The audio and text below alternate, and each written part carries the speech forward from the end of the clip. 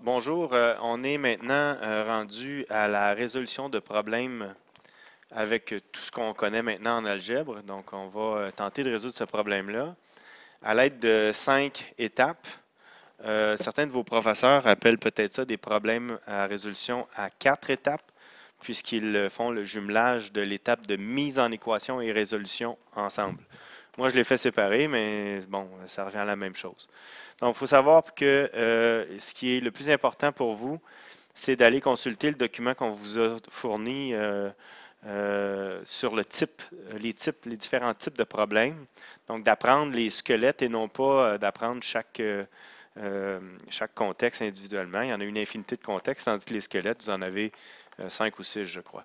Donc, allez voir ça, apprenez les différences et vous allez avoir une meilleure idée comment résoudre les différents problèmes. Donc, dans un problème écrit, la première chose qu'il faut faire, c'est relaxer et de lire correctement le problème.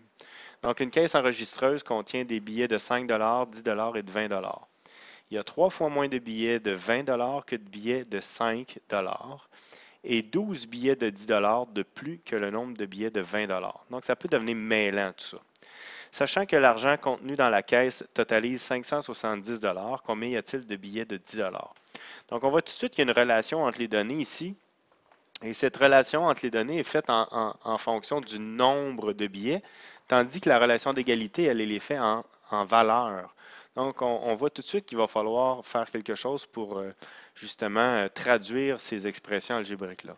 Donc, on a ici la relation entre les données qui va vous servir à faire la première étape qui est l'identification de la variable. Donc, étape 1, identification, i.d. Et ce qu'on fait, ben bon, on a autant de façons d'identifier les variables qu'il y a d'objets ou de personnages dans un problème. Alors moi, je vais commencer en identifiant x comme étant le nombre de billets de 20 OK?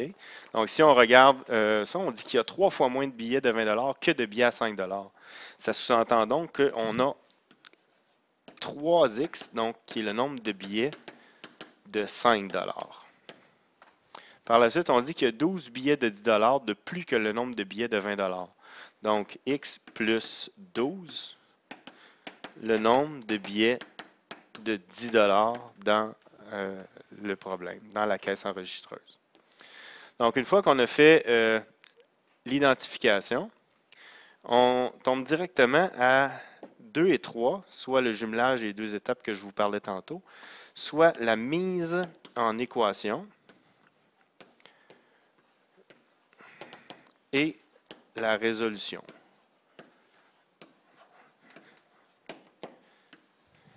OK?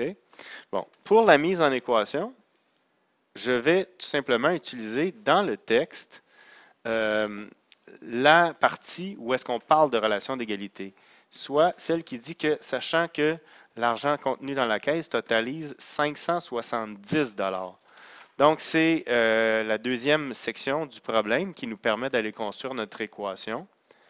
Donc,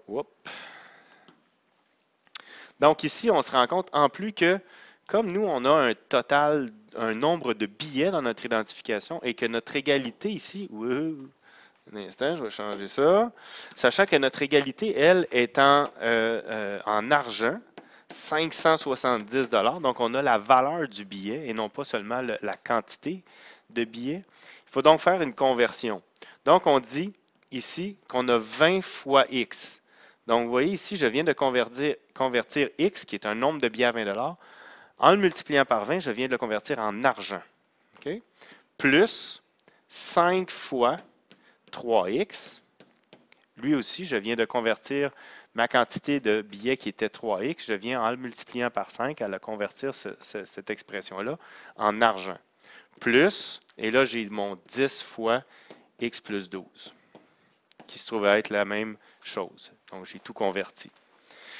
Donc, une fois qu'on est rendu là, on va passer à l'étape de résolution. Donc, pour résoudre une équation, c'est toujours les mêmes étapes à suivre, comme on l'a vu dans des capsules précédentes.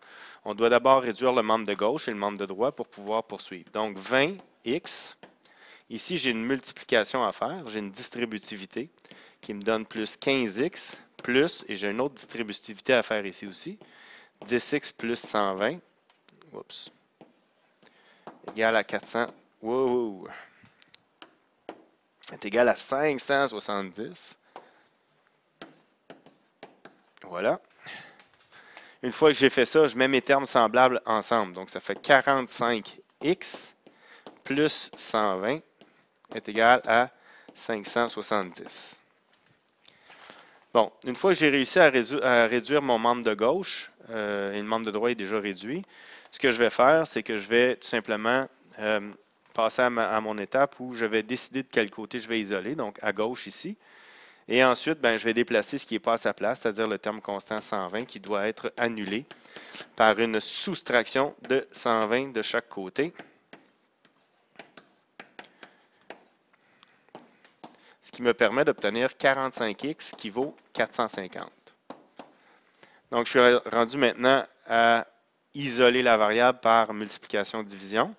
Donc, on se rend compte qu'en divisant par 45 de chaque côté, on va obtenir le coefficient plus 1 devant la variable qui dit que la variable est isolée.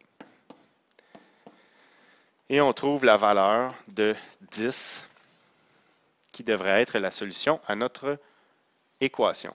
Est-ce que notre équation est bonne pour le problème? Ça, on ne le sait pas, malheureusement.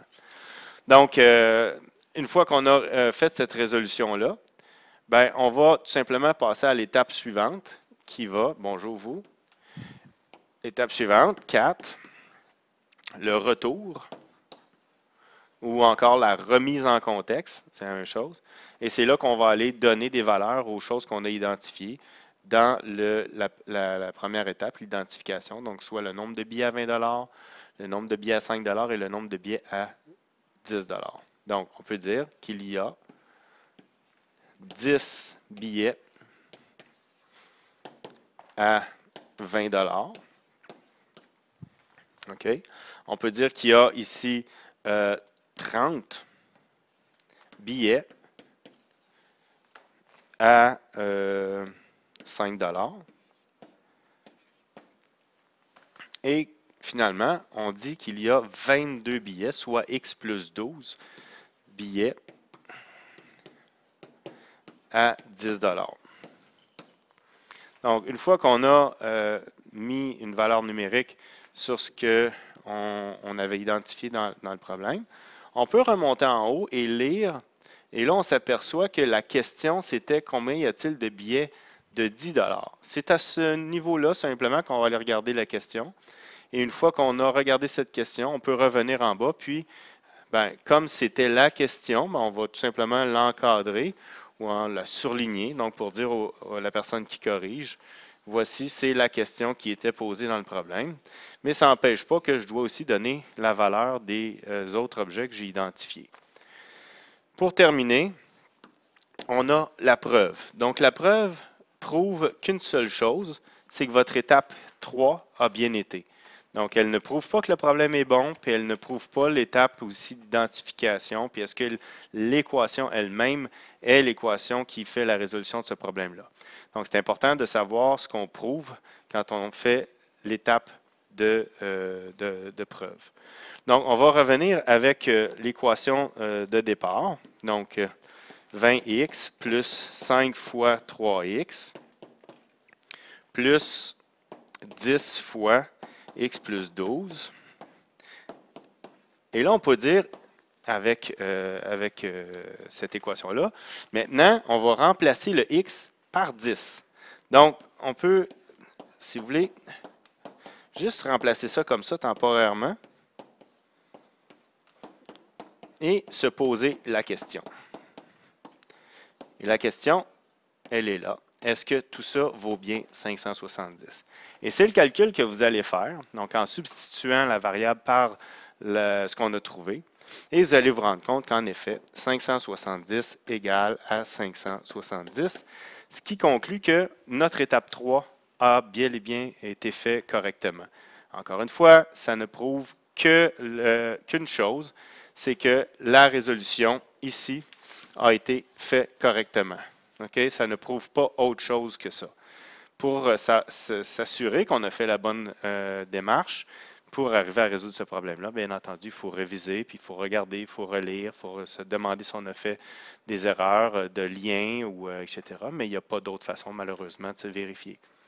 Donc, je répète encore une fois avant de terminer, allez revoir votre cahier type de problème et regardez les différentes façons qu'on a de solutionner les différents squelettes qui vont vous être suggérés, qui vous ont déjà été suggérés dans le passé. Merci.